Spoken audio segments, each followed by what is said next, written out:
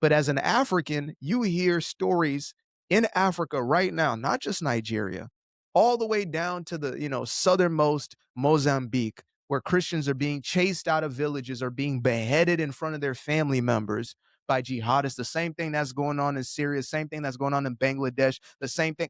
So we sometimes go, well, it's not really a problem. I mean, look, but I'm like, look where? You're looking at which version? The whole world is experiencing something different than you are right now. And your reality can change right now. And there's a sort of hubris and arrogance and almost, unfortunately, I'm not going to call it racism because I don't just like to call everything racism, but it's like, but those are those Africans over there. Those are those Asians over there. Like it's different for you in Plano, Texas, right? Like they're not building mosques by the dozens over there They're trying to. in Dallas. Come on. Like they're not trying to build communities over there. You think you're going to be different for some reason. The only difference is they know you're too powerful to take over with certain levels of means of control with firepower. And so they come to you with, we love Jesus. And so you bring them in and then they outpopulate you. And then all of a sudden your Jesus is getting burnt to the ground. Your churches are being burnt. Your Bibles are being burnt. Your holy places are desecrated. And these are the facts. I mean, they can call us Islam or whatever they want, but that's the fact. And I pray that every single person is saved out of that wicked ideology. I do. Yeah.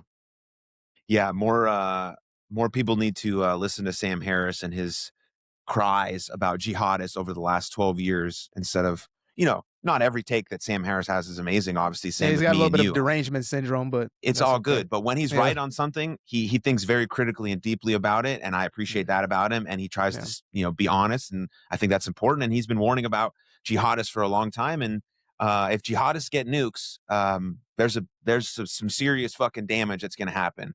Yeah. Because right now, what they're able to do with the kind of stuff that they have is still very, very fucking devastating in many different Yeah. countries around the world. It's insane. And if you think it's possible that they could smuggle something in the United States and do something devastating here, then you're not really paying attention. Yeah. And maybe that's a luxury you have, and maybe that's what we should all fucking do is not do that. But Yeah.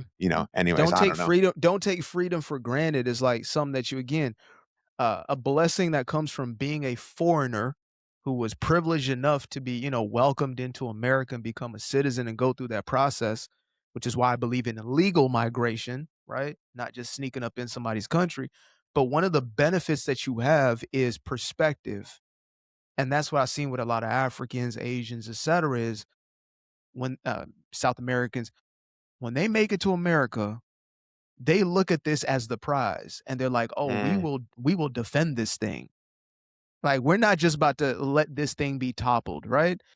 And unfortunately, now we're seeing the other side of migration, right, which is illegal, and many of them are counter to that message. They want to see the place destroyed. Some of them will even let like they want to burn the place to the ground, but for many of the ones who came through the legal path and the ones that I've, family members, etc., it's like, dude, we won the lot, literally won the actual lottery for the green card, but we won the lottery here.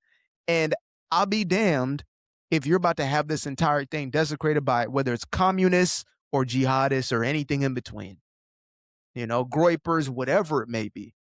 Like I really believe in this thing. And so you talked about some, which is a powerful point when you're speaking on the importance or the necessity of Israel.